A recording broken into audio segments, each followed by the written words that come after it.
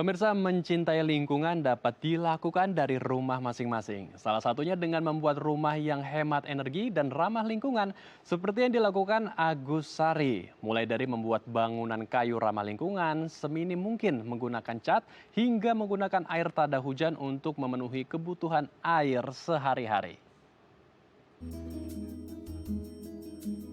Menjaga bumi dan lingkungan bisa dilakukan dari diri sendiri dan dari lingkup terdekat. Salah satunya adalah dari rumah masing-masing. Memilah sampah dari rumah atau mengolah sampah organik menjadi kompos juga menjadi salah satu cara menjaga kelestarian lingkungan. Atau bisa juga dengan mendesain rumah agar hemat energi dan ramah lingkungan. Hal inilah yang dilakukan oleh Agus Sari yang mendesain rumahnya agar ramah bagi lingkungan. Ia menggunakan kayu-kayu ramah lingkungan hingga penggunaan air tada hujan untuk kebutuhan sehari-hari. Menurut Agus, rumah ramah lingkungan ini membutuhkan perawatan yang lebih mudah dibandingkan dengan rumah pada umumnya. Tak hanya itu, menggunakan batu sebagai lantai juga dapat menurunkan suhu ruangan, sehingga dapat menghemat biaya pendingin ruangan. Ya, untuk membahas bagaimana mengubah rumah menjadi hemat energi dan ramah lingkungan, dan bagaimana memulai hidup ramah lingkungan dari diri sendiri, kita akan membahasnya bersama Bapak Agus Sari selaku aktivis lingkungan. Selamat pagi Pak Agus, apa kabar Pak? Selamat pagi, kabar baik, salam sehat ya. Salam sehat kembali Pak Agus. Pak Agus, bisa diceritakan Pak, ini dapat ide dari mana Pak Agus bisa membuat rumah yang sangat keren, yang eco-friendly sekali kalau dilihat ini Pak? Terima kasih. Saya sebetulnya memang sudah memulai kepedulian terhadap lingkungan itu lama sekali ya, kecil malah. Jadi sebetulnya ide dan ambisi dan keinginan untuk memiliki rumah yang eco-friendly itu sudah lama sekali. Baru ini sebetulnya baru bisa dilakukan itu mungkin sekitar 20-an tahun yang lalu pada saat saya memulai ini. Dan ternyata dari apa yang saya lakukan, ternyata membuat sebuah rumah yang eco-friendly, yang ramah lingkungan itu juga nggak susah dan juga nggak mahal-mahal amat gitu ya. Jadi semua orang sebetulnya bisa. Dan juga akhirnya saya bisa sebagai seorang aktivis, seorang pengamat lingkungan, saya juga bisa merasa lebih nyaman pada saat saya berbicara mengenai lingkungan ke teman-teman, karena saya kan sudah mempraktekkannya sendiri di rumah saya gitu. Kira-kira kayak gitu. Oke baik. Sebetulnya untuk membangun rumah yang eco-friendly sekali, yang ramah lingkungan, poin-poinnya apa saja sih Pak? Dan apa sebetul parameternya Pak? Ada banyak dan saya nggak bisa melis semuanya ya, tapi beberapa di antaranya gini. Yang pertama adalah kita harus menggunakan material yang alami, yang juga eco-friendly. Jadi itu kenapa di rumah saya banyak batu dan sedikit sekali cat.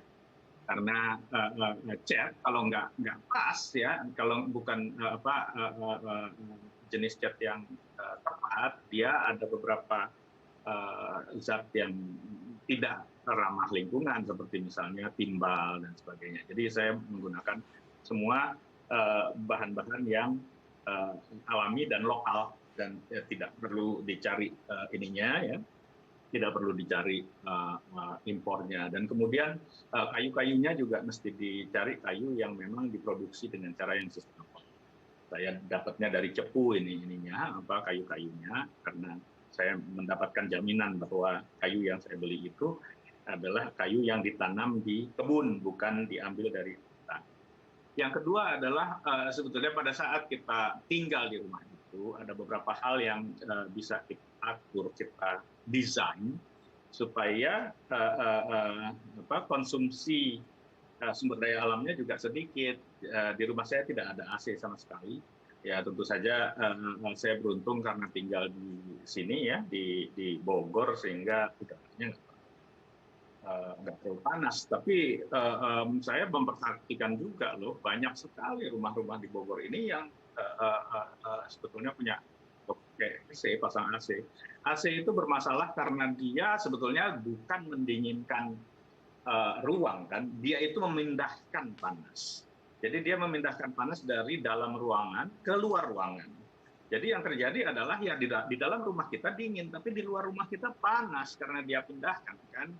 Dan kalau semua orang melakukan hal yang sama, semuanya pasang AC, maka di luar di neighborhood itu gitu ya, itu ya jadi panas karena semua panas dari semua rumah dipindahkan semua ke luar gitu. Jadi itu. Nah, rumah saya sama sekali tidak menggunakan AC, ventilasinya bagus. Nah, dan yang ketiga juga adalah penggunaan energi.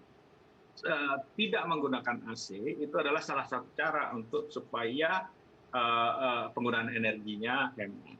Dan boleh dibilang di rumah saya ini yang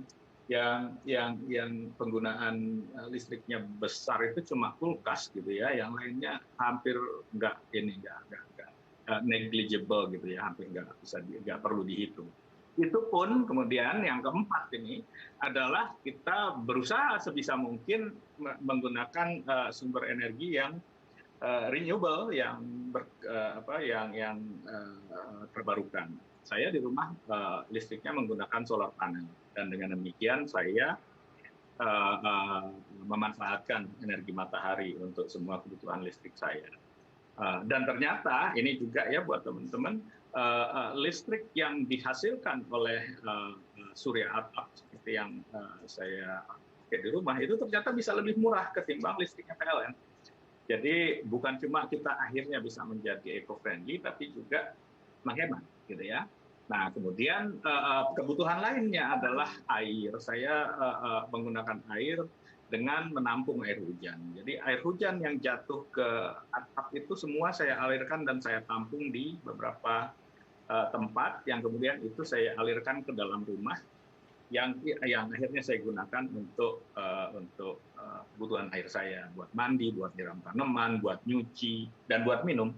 Dan khusus untuk minum itu saya pasangin lagi filternya, kita nyebutnya reverse osmosis ya, filter supaya dia bisa lebih bersih dan bisa langsung diminum tanpa harus dipasang.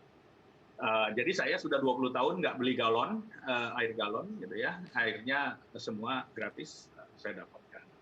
Jadi itu. Nah, apalagi ya, oh ya sampah, ya sampah itu sebisanya kita pilah. Jadi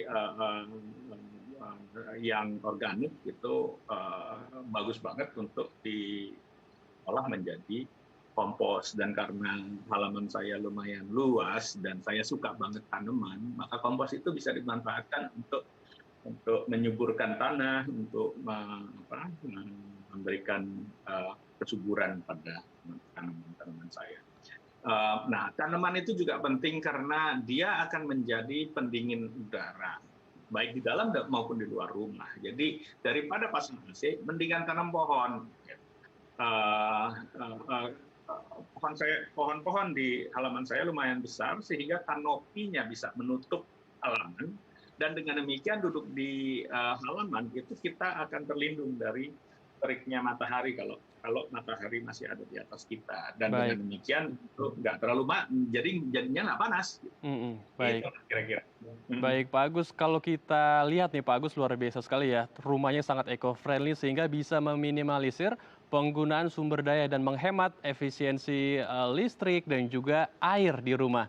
Nah, pertanyaannya Pak Agus lalu bagaimana jika ingin menerapkan konsep rumah Pak Agus di kota-kota besar seperti di Jakarta yang mungkin masih sempit lahannya? Bisa kok, bisa, nggak masalah. Jadi yang pertama adalah penggunaan tanaman itu kan juga nggak harus ditanam di halaman. Dia banyak sekali di rumah saya pun di sini saya menggunakan tanaman rambat. Jadi tanaman rambat itu bermanfaat karena dia akan memfilter panas matahari. Ketimbang panas matahari itu langsung kena ke tembok dan kemudian dia akan mengalirkan ke dalam rumah, tanaman itu akan memfilter sehingga temboknya nggak akan panas. Gitu. Dia dan si tanaman rambatnya juga senang karena dia kan memang kenapa dia hidup kan karena jadi nggak masalah itu. Itu yang pertama. Kedua, kalau kita bisa manfaatkan ventilasi dengan baik, didesain dengan baik, maka di dalam rumah tidak akan terasa panas, dia akan terasa dingin. Kalau ini ya surya atap kan bisa dipasang di mana saja, di di Jakarta sebetulnya kan juga bisa. Sudah ada 500-an, mungkin sekarang sudah 1000-an rumah di Jakarta yang sudah memasang surya atap. Dari 500.000 rumah yang ada. Jadi yuk kalau mau ya kita berlomba-lomba yuk gitu ya, memasang surya atap di atap rumah. Nah, tadi itu teknologi rainwater harvesting itu ya, kita nangkep air hujan itu juga bisa dilakukan di Jakarta karena hujannya ya saja kan gitu ya. Saya di sini beruntung karena Bogor hujan melulu gitu ya, tapi di Jakarta juga bukannya hujan. Ya itu bisa kita manfaatkan ininya hujannya untuk kebutuhan air kita. Ditambah lagi kalau semua orang menangkap air hujan dari atas, mudah-mudahan kita juga bisa mengurangi air yang kemudian harus dialirkan ke laut sehingga banjir juga bisa. Baik. Baik, jadi ada beragam cara ya, dan sebetulnya cara-caranya juga simpel, nggak sesulit apa yang kita bayangkan. Baik, terima kasih Pak Agus, kita harapkan juga banyak masyarakat luas yang meniru gerakan Pak Agus sehingga bisa ikut berkontribusi menekan pemanasan global dan menjaga bumi kita untuk meneruskan ke generasi penerus dengan baik. Terima kasih Pak Agus telah bergabung bersama kami di Halo Indonesia. Terima kasih, sama-sama, selamat pagi, tetap jaga kesehatan. Baik, terima kasih Pak Agus. Ya pemirsa, usai jeda kami akan menghadirkan informasi menarik dan inspiratif lainnya. Tetap bersama kami di Halo Indonesia.